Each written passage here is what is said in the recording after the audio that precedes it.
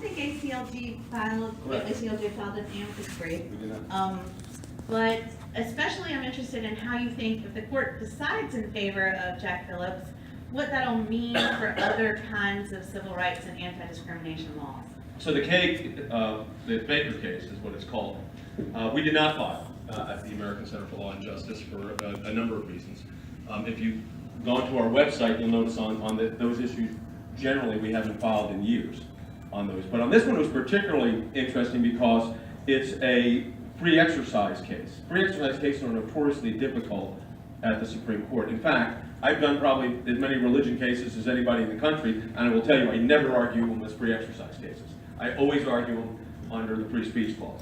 So with the Baker, this is how I view the case. If I was representing the gay couple, I would have said, oh, wait a minute, I've gone into a bakery this morning, I have asked for them to bake a cake, like you would bake a cake for anybody else. You're denying baking me the cake because of who I am. So that would constitute, under the Colorado Civil Human Rights Law, a violation of the law. Now, so I always start every case with arguing both sides. That's what good lawyers do. If I was representing the baker, well, if I was representing the baker, I would have said bake the cake and don't have a Supreme Court case over this. I actually said that, bake the cake. I think the baker's case, for instance, is different than a photographer's case because there's levels of engagement. So if I was representing the baker, I would say, no, wait a minute, this activity that I'm going to participate in violates my conscience. So that is the free exercise clause. How do you balance the free exercise clause with the competing right to not be discriminated based on sexual orientation? I don't know where the court's going to come down on this. I think this is a really hard one to predict. It's a much closer case than people realize. Because when you get away from the emotional side of the issue and focus in on the legal side of the issue, it's a serious free exercise claim, for instance, and analogies help on these kind of cases. If a Jewish couple came into a bakery and they said, we're not going to bake you the cake, you'd say, easy case. You can't do that. It's discriminating based on religious belief. On the other hand, if, let's say, and taking the baker side here, if an African-American owned dry cleaning store refused to do the dry cleaning uniform of the Knights of the Ku Klux Klan, would we compel him or her to do that dry cleaning? And everybody, when I go do this lecture, says no. So there you go. Well, what's the difference? And so it becomes, in that sense, it's a much closer call legally. I think it's going to be a 5-4 decision. My guess is bake the cake, but I wouldn't take it to the bank. I think it's a very close call. It's not an easy case. Depends a lot on Justice Kennedy, right? Everything depends a lot on Justice Kennedy. Yeah, I mean, Justice Kennedy would be pivotal. Now, he is a free exercise of religion guy. So here's where Colorado, I think, hurt themselves a little bit in the case. If the penalty was $50, it'd be an easy case, but the penalty was $150,000.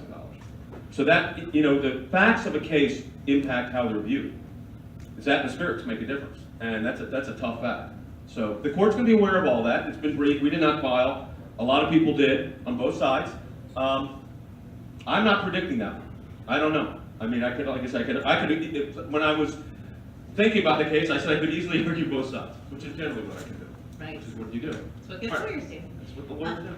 So, actually, noticing from your website, you guys seem to be arguing your cases before the Supreme Court and involved in lots of other issues, both internationally and petitioning the UN and FOIA requests to the Justice Department.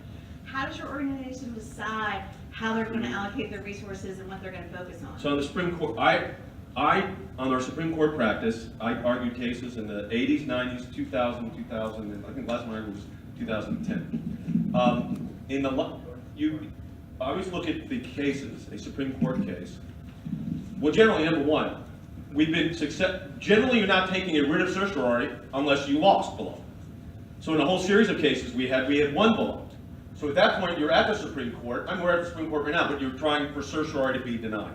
I made that statement about a young colleague of mine when I said, I don't know if all of you were, or any of you were at the speech, but they used to call you when your case was granted review. They'd say your petition for certiorari had been granted. And I was with a young colleague of mine. I said, now argue 2 cases himself before the Supreme Court, and he said, that's got to be the most significant call you got. I said, not as significant as the call I got from a Mercer law professor who said you're in law school. So the way it works is I don't set up the cases to take up. They come up in their natural course. So as a case develops, if you win below, you try to preserve the win. If you lose below and you think it's cert-worthy, not every case is cert-worthy. In other words, cases that we think that we won or we lost, doesn't mean if you lost it, you're automatically taking it to the Supreme Court. I've got one we're taking to the Supreme Court right now, a student admissions case, where a student was told in writing that they met all the academic requirements and whatever the graduate school exam they took for physical therapy. But they were too religious, because in their personal statement, they talked about how important their faith was. Well, that's not a criteria upon which you can be denied admission to a science program. But we're litigating that, and that will end up probably at the Supreme Court. Well, it's at the Supreme Court now pending, we'll see what happens. So we focused on the international aspect of it. It was really originated in the next generation of lawyers behind me, the younger ones, that wanted to defend mostly persecution issues that were going on in the Middle East. So we've represented Palestinians in Gaza, whose husband was murdered by Hamas in broad daylight, 42 times, stabbed. And we had to deal with the Israeli government, the Palestinian Authority. We negotiated a recognition of the Patriarch of Jerusalem for the Greek Orthodox Church, which required negotiations between the Israelis, the Jordanians, and the Palestinian authorities. Which, if you can play 9-dimensional chess, that's the way you win that. We've had a whole series of cases. We have an office in Moscow. We've got offices in Strasbourg, France. We have offices in Africa. We've got affiliated offices around the world. So that was more of a kind of the next generation. My oldest son, our oldest son is 36, be 36, and he's not a litigator. He likes, and there's a whole generation that they're older than you all, but that got more interested in the social justice issues and the global justice issues and writing constitutions and that kind of thing. So that's how that developed. And they come in waves. I mean, so you have the cases at the Supreme Court, and during one of the lulls, I had a case at the International Criminal Court in The Hague. So I represented the State of Israel in a matter at the ICC. So that was as you can imagine, a very complex case. It took years to litigate. And then, based on my current representational issues, I'm pretty busy. A whole host of issues. So, but look, we love our lawyers at Hamlin, and we've got a great team, and they're working the cases.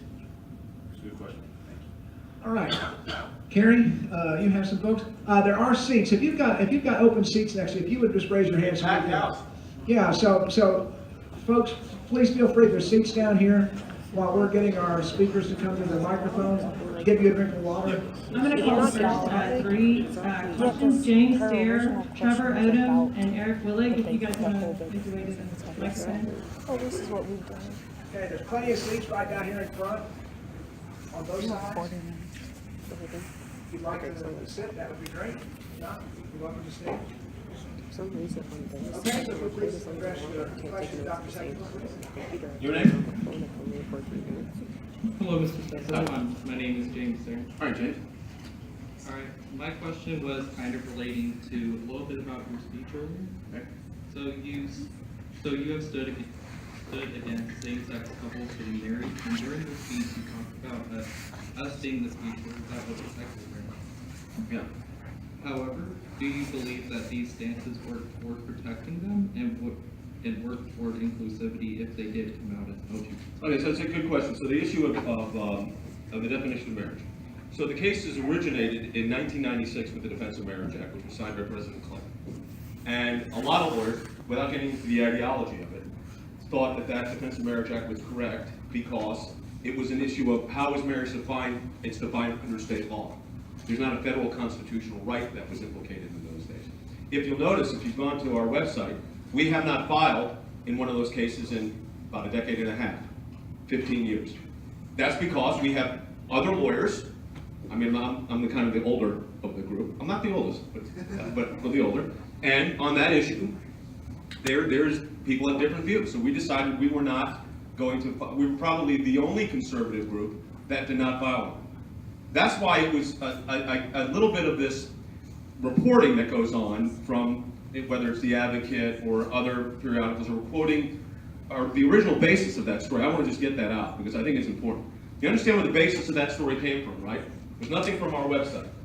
It was from our office in Zimbabwe. And it wasn't from them. They were part of a cleanup effort. My wife Pam was down there helping a cleanup effort in Harare because it was it's a horrible situation down there. And it was they thought that Mugabe was going to go, and there's the ZANU-PF, which was the Mugabe party, and then the MDC, which was the Reforming Party. The Reforming Party's attorney got the Attorney General slot for a while until they got rid of him. And we were helping him. He knew about us, believe it or not, because in Zimbabwe, where they had very little television, they had Christian television. And this guy was a lawyer, was trained in London. And he said, I have the chance of rewriting our Constitution, will you help? So we went down there. I didn't go, but Pam, my wife Pam and my son George went down with the team, and we worked on it. And then some pamphlet was being distributed, and someone put our organization's name on it. And that's how that whole thing started. No one ever bothered to ask me if that was our position. And let me give you another position. We do, you mentioned this, Professor, we're doing more on international law matters. So we're doing a lot of the law of armed conflict issues. Because we've got ongoing military issues, so there's the law of armed conflict. Should we have military experts? Because I'm not one. I was a tax lawyer out of college, out of law school. But our senior military analyst is a colonel, who's had multiple deployments to the Middle East, multiple deployments to Korea. He also, just so you know, I'm going to talk about the gay and lesbian issue, he's a chaplain, performed the first same-sex marriage at West Point. And he's our senior military analyst. So what I'm telling students, as I would tell anybody, don't believe everything you read. Okay? So his name is Wes Smith. He's on our ACLJ website a lot. He's on our radio broadcast whenever there's a military issue, which is these days a lot, especially with he's served in Korea, so he's very familiar, very concerned about that.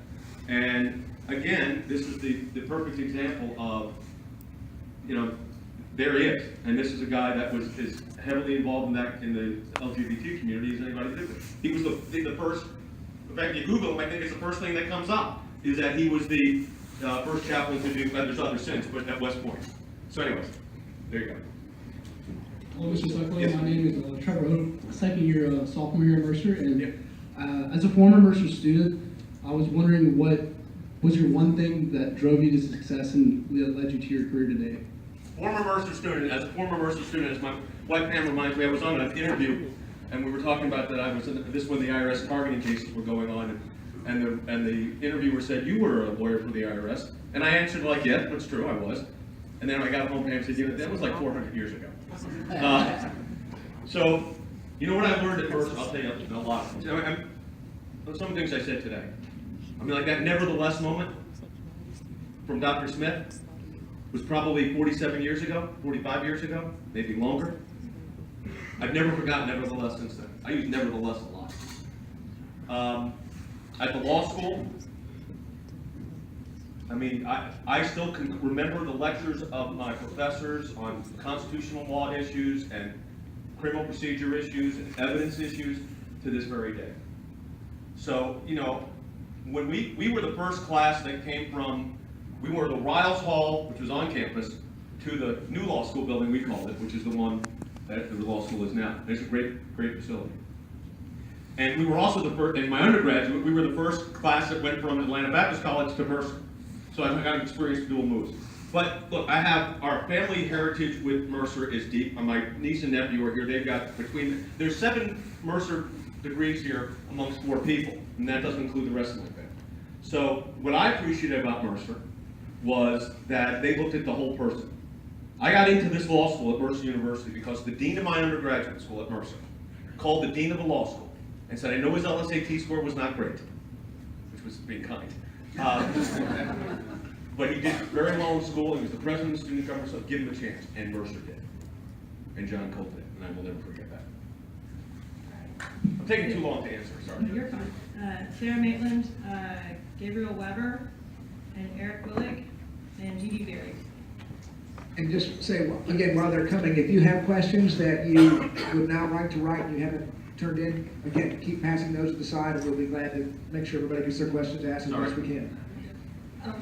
Hi, I'm Sarah Maitland. Hi, Sarah. I'm a sophomore here also. And I had another the last moment last semester, and I was curious to hear what you had to say. I had a Spanish professor tell me that it's never okay to say lawyer, and that you can only say the word attorney to describe your career, but I've not heard you say attorney at all, so I was curious to Well, you're technically an attorney and counselor of law, but I say lawyer. I mean, here's what I think the most important thing is. You're an officer of the courts.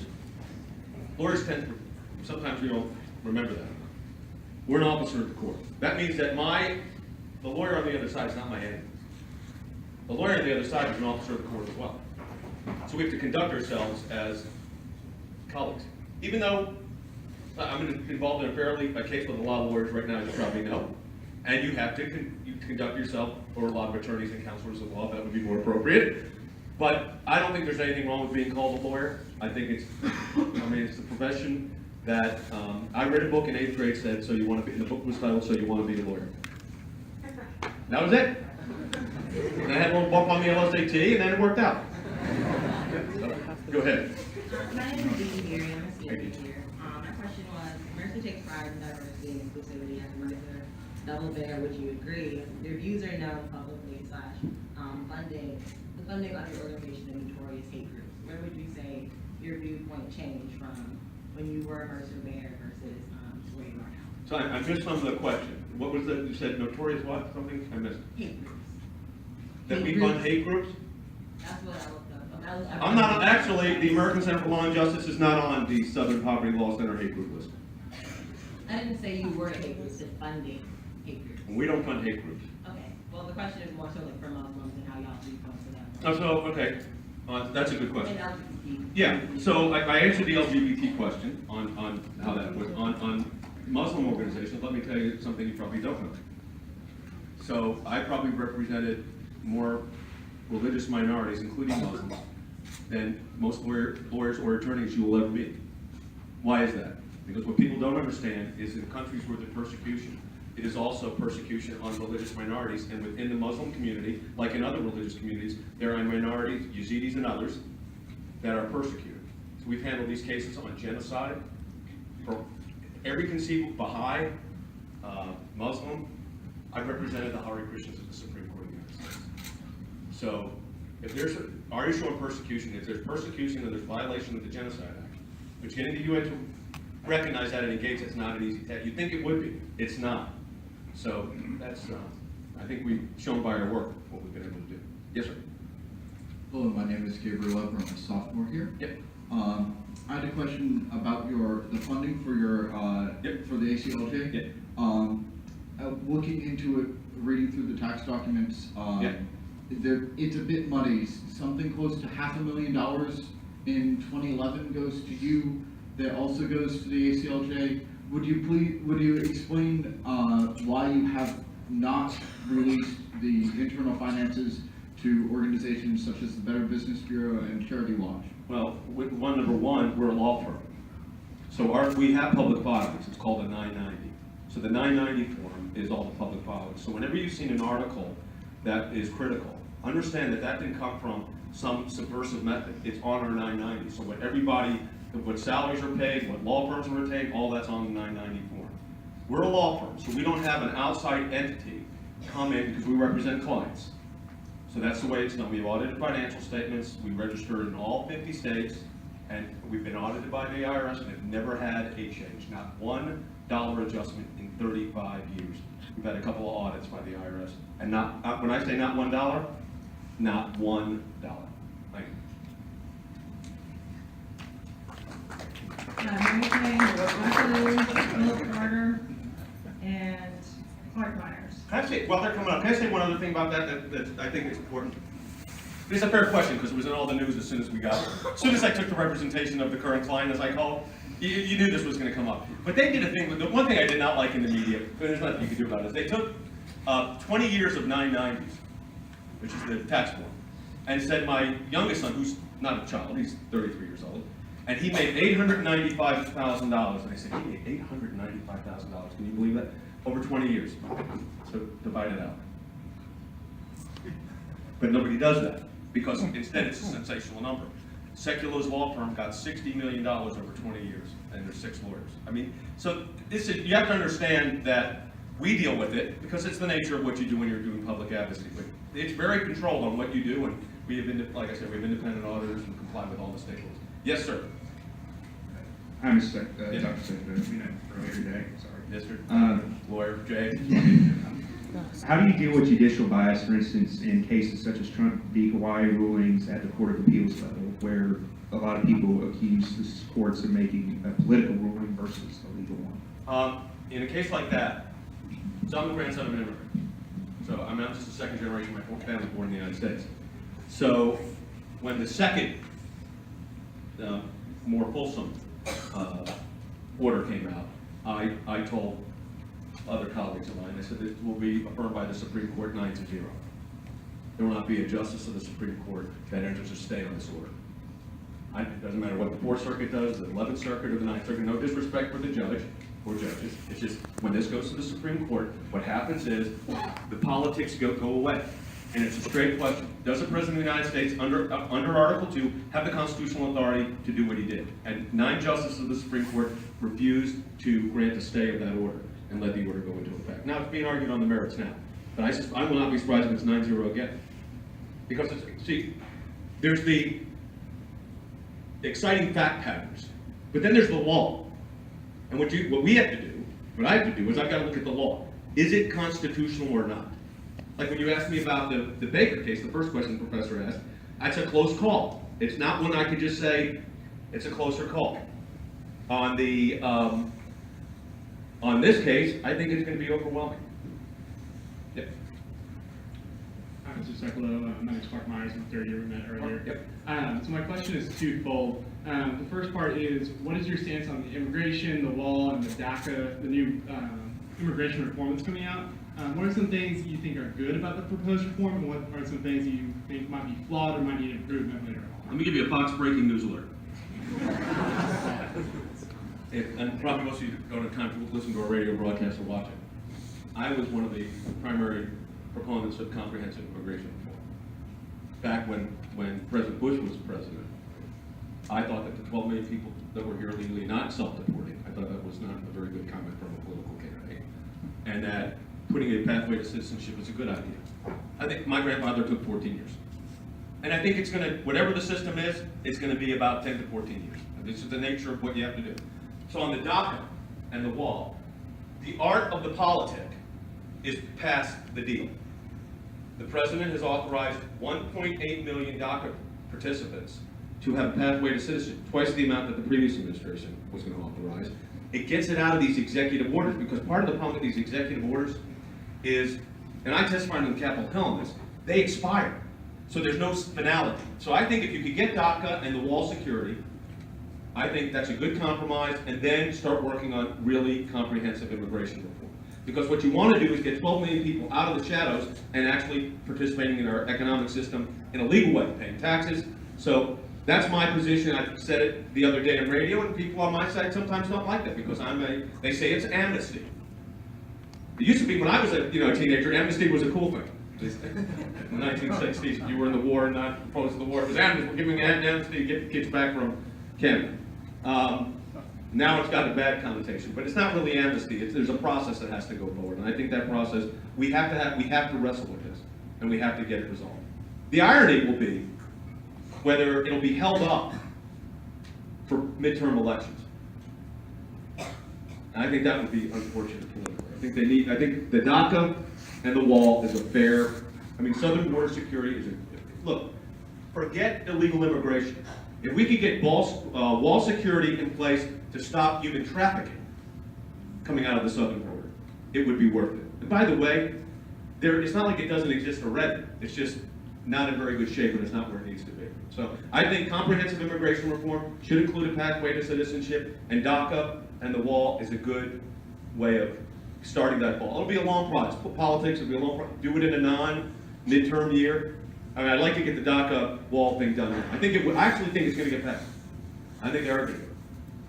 All right, I'm going to call 5 so I can I'm talking too long. Sorry about that. Harrison Blair, Drew Dawes, Matt Bryden, and Syed Al-Hussein.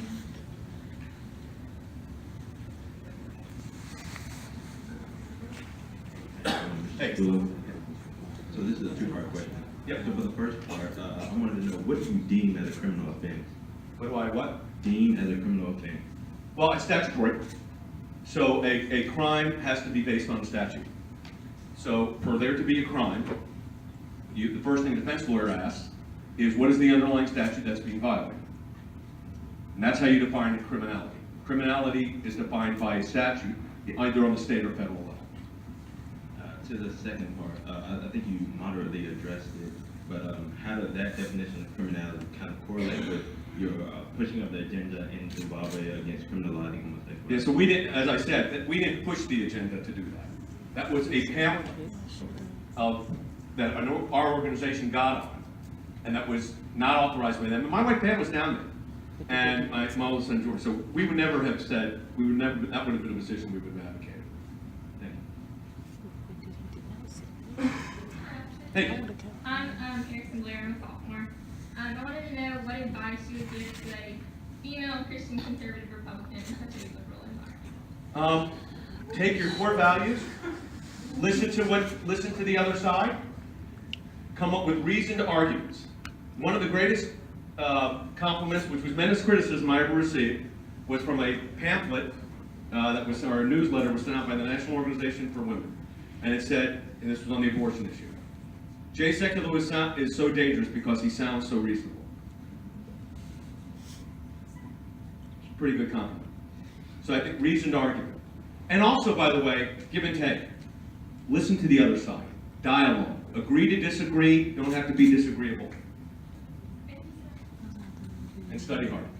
And go to Mercer Law School. So first off, thank you for coming. I enjoyed your speech, but this question is also sort of in regards to the social issues. Yep. And so Mercer prides itself on its Baptist heritage. Yep. But as a, and you can agree or disagree on this, but as like a prominent Christian attorney fighting for the rights of Christians around the world, would you say that contradicts with the heritage, or how could you like pick and choose what you would fight for or not in the Bible? Well, every lawyer picks and chooses what issues they're going to engage or not engage, and you pick clients or you don't pick clients. I mean, that's just the nature of the legal practice. From a standpoint of, I mean, like I said, I represented Jews for Jesus at the Supreme Court, the National Democratic Policy Committee, the Hare Krishnas. So again, because the issue that was at stake was so significant. Now, I can't take every case that comes along. And I would take every case that comes along. But I also, you don't take, when I made that statement, it may have not been as clear as I wanted to. You're their lawyer, not their conscience. Everybody in the United States of America is entitled to legal representation. That's the way our system of governance is set up. We're a constitutional republic. So we allow lawyers, attorneys, to represent individuals. You're their lawyer, not their conscience. You do their job as their lawyer. Yes, sir. I was going to ask if you could share your stance on the Palestinian-Israeli conflict. Oh, sure. I'm actually, so I have, it's a great question. And in full disclosure, I've represented the Israeli Ministry of Foreign Affairs and the Ministry of Justice. But I have also been involved in negotiations on the issue. I take the view of a two-state solution. The Palestinian claim to existence has been a 70-year tragedy. I've studied this because the pre-Zionist movement actually came out of Benjamin Disraeli. He wrote, I actually have one of the copies of it. He wrote a pamphlet called The Oriental Question, because that's how they viewed the Middle East. And then the Eastern Question. And the recognition of a Jewish homeland should not mean the non-recognition of a Palestinian homeland. The problem is, and this is the problem of the politics, we have a lot of friends, I've been to Israel a lot, I've got a lot of friends that are Palestinian, and I represent as many Palestinians as I have had represented Israelis. And the problem is not the individual people. What do people want for their families? Food, schooling, healthcare, shelter. That's what people want. So most people are not involved in the, should we draw the line of this city block or that city block? The difficulty comes into with leadership. Are the leadership of these countries, for instance, I don't know how close you're following it, but there's been a shift a significant shift. I actually believe there will be a Palestinian-Israeli peace deal negotiated out in the next 18 months. And taking Jerusalem off the table in that sense was smart, because it always became the non-starter. The Israelis saying, it's going to be Jerusalem, Palestinian thing. We want Jerusalem. Take it off the table. The United States recognizes Jerusalem as the capital of Israel, which is, all that says is that you go figure out which parts are and which part aren't. And that means the parties have to negotiate. But the rest of the Arab world have to be stakeholders in those negotiations. So when Mahmoud Abbas from Palestinian Authority said, we're not going to let the United States participate in peace discussions, what did King Abdullah of Jordan say? There will be no peace conversations without the United States. And what did al-Sisi in Egypt say?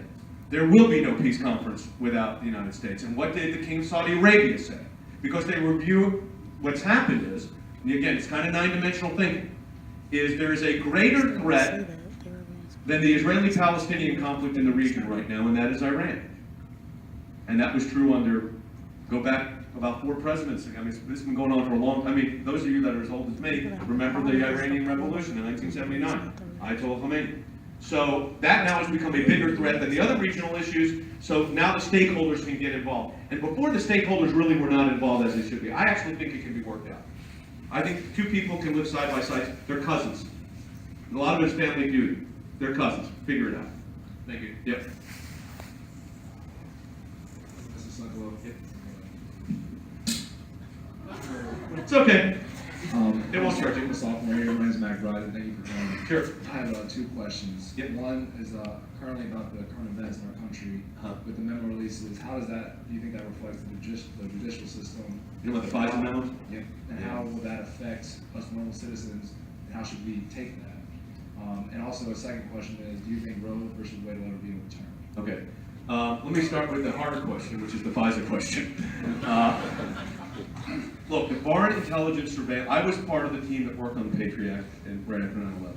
I was the civil liberties person. So you had people that came in that were the national security experts, which I was not, but they needed civil liberties lawyers that could say, how do you balance this? And it's not so easy. It's, you know, people think, oh, it's easy to pass legislation. It's not. There's a lot of weighings going on. So the FISA court it's a high bar. It's a Foreign Intelligence Surveillance Act court. We don't do star chambers in the United States, but this is a private court. People don't get to just go there. It's not a public proceeding. So then you get the memos that have come out the last time. So you have dueling memos between the Republicans and the Democrats. The greater problem is, was it a misuse of the FISA system?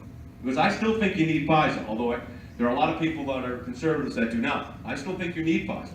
But I think you have to be careful.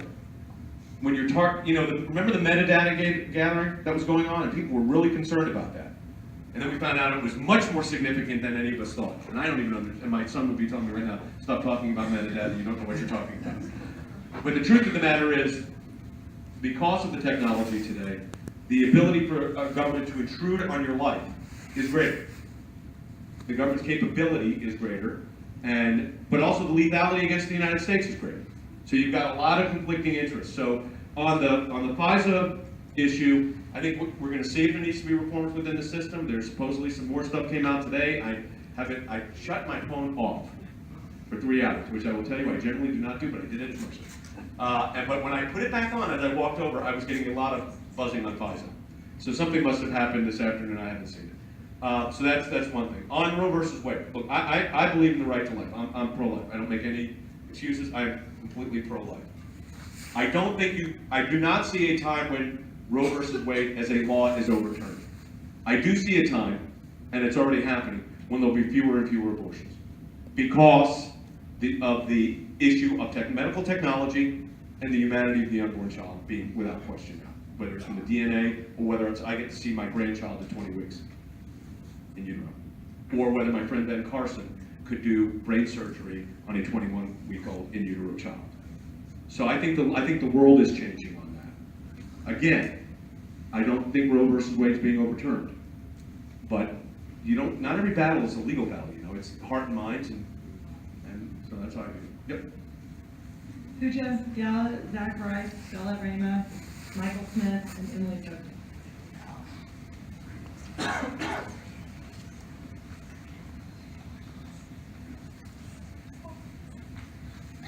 Some very good questions.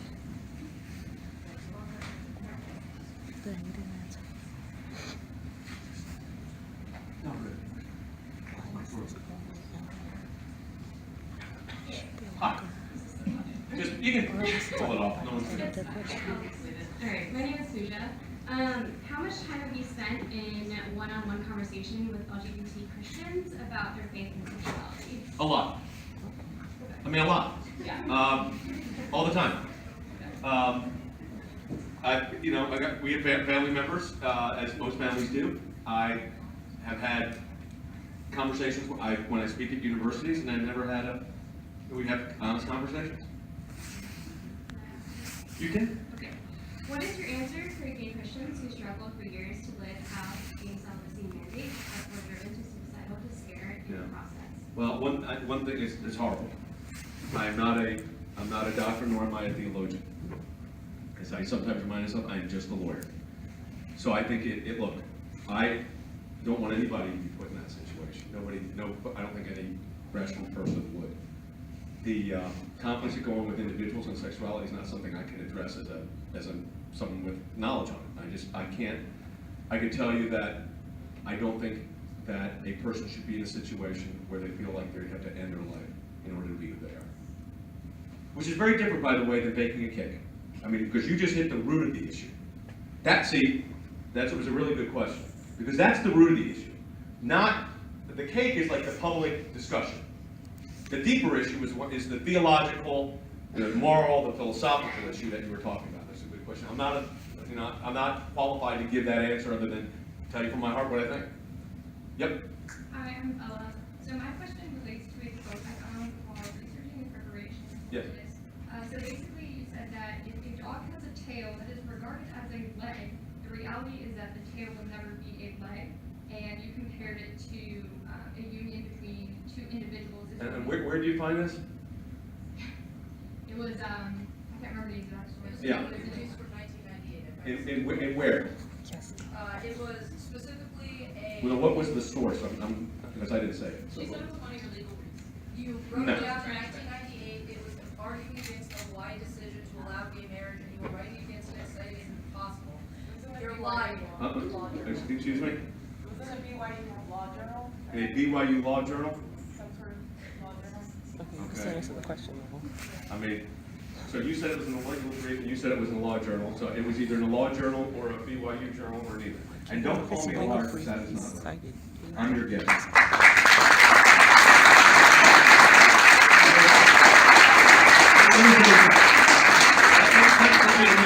I'm your guest. So let me just say something here. I think this is fine. You can say whatever I defended your right to free speech. I believe Right it. to exist.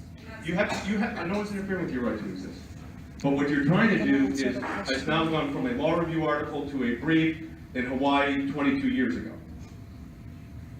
So, I'm not going to respond any further than that. Next question.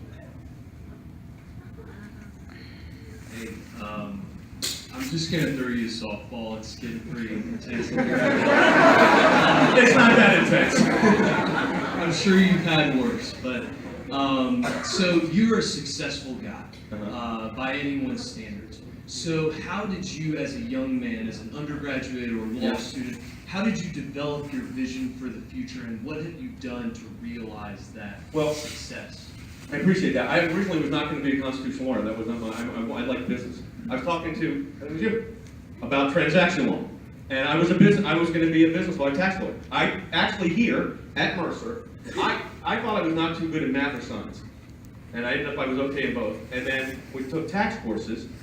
I found tax really fascinating. So we had a professor. She's no longer, her name was, we called her Ma Bell, Professor Bell. She was the tax professor at Mercer. And I became a tax lawyer with the Office of Chief Counsel of the Internal Revenue Service, the IRS. And I had no inkling that I'd be doing anything else.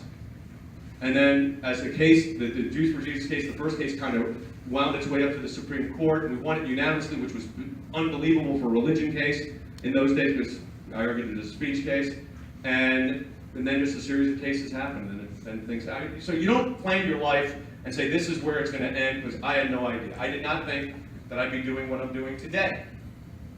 Coming out of, Mercer University in Macon, Georgia, arguing at the Supreme Court, or at the International Criminal Court in The Hague, or representing a president, or whatever it might be, I couldn't have planned it. But what I learned here, I was able to take with me at each one of those steps. And that's the hardest part.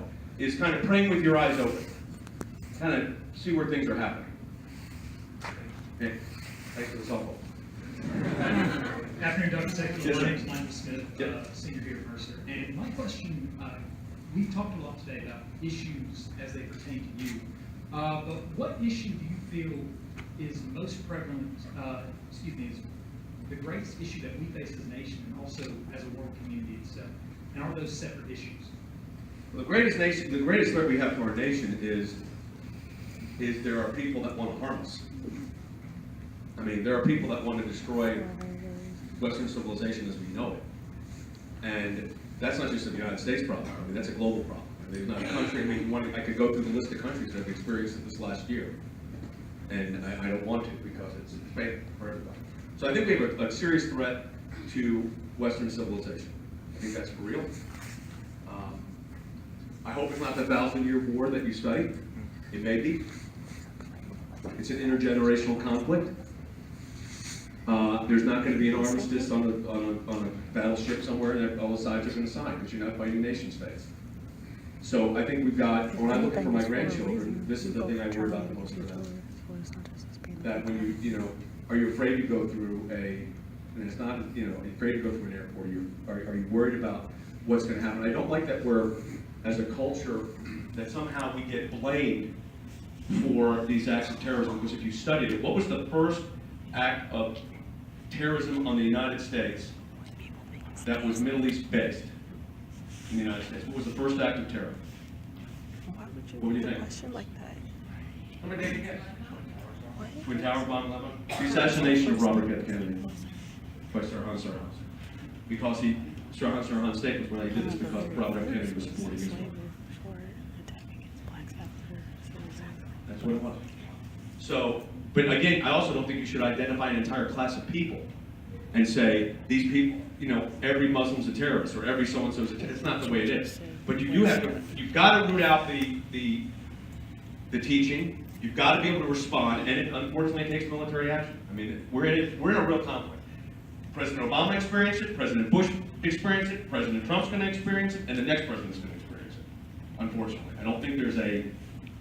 I don't see a rapid conclusion to this. It may go an ebb and flow. I mean, ISIS, I wrote a book on ISIS. And it was right when the beheadings were going on. But ISIS has, you know, been significantly diminished. Not completely, but there will be another. So we just have to be aware of that's what we have. Too long of answers, I'm sorry. Hi there, my name is Emily. I just want to know that since, you know, you've repeatedly shown your view on diversity and how you're a component of it and how prideful you are of being in a line of immigrants, I wanted to know how you reconcile your worldviews maybe with a client who doesn't share the same, especially with someone who doesn't regard highly.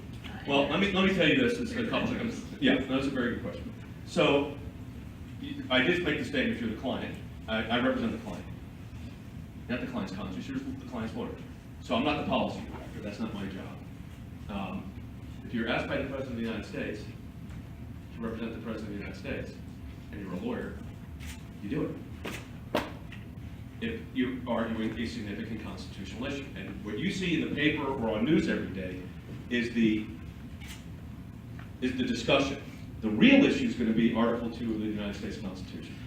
The authority of the executive, the authority of the judiciary, is Article 1 of the Congress.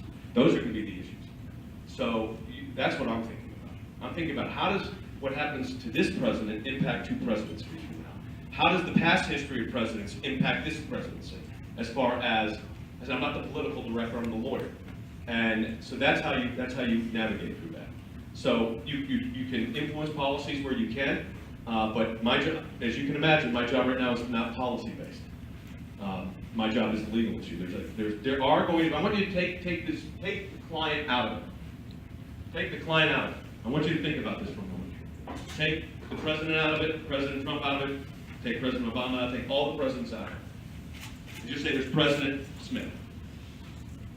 And here's the legal question.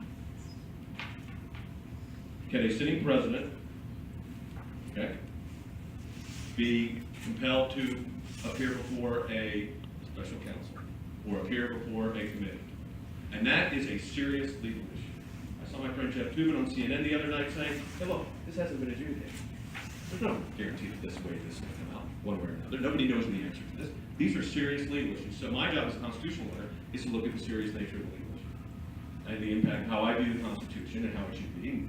You know, maybe it probably doesn't come to that at the end, but you have to look at that. I mean, that's what you have to look at as a lawyer. What is the impact of the decision on your client and also on, in this case, even more than that, because it's the future clients that will happen to be present. All right, I have just a couple more. Ian Kessler, Anna Muntian, and Mary Kay Bakalu. I'm not going to say it right. I'm sorry. Everybody's going to their 2 o'clock class. Yeah, so we have 3 questions and then we'll 3 questions in 3 minutes. How you doing, sir? You're good. So I have an opinion-based question, and I'd just like your opinion. So here at Mercer, we've had a lot of issues recently regarding campus and things that are coming from off campus, specifically threats. We had a shooter in Mercer Village, and Georgia recently passed a law that allows citizens of 21 and over with a carry permit at public universities to bring a firearm with them around campus. However, Mercer does not allow that. Right. And as much as I do appreciate MRPO, if something were to happen, there's no one that can defend me faster than I can defend me. So do you believe that Mercer should allow students that are 21 and over to utilize a carry permit to their firearm on campus? In 45 seconds.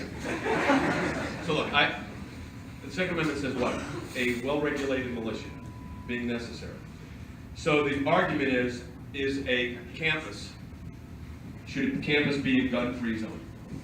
And that's really the legal issue. Should a campus be a gun-free zone? Now, you do have excellent security here. The concern would be, I'm a supporter of the Second Amendment, but I've never shot anything other than a BB gun in my life.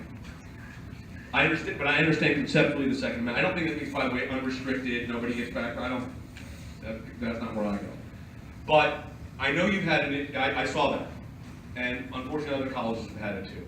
Would an armed student body been able to protect themselves on that? That is really a question for the administration to be reviewing with the law enforcement. You've got law enforcement. But I know, look, we had Virginia Tech. I mean, don't think I forget. I mean, we were there. We're not in Virginia Tech, but we lived in Virginia.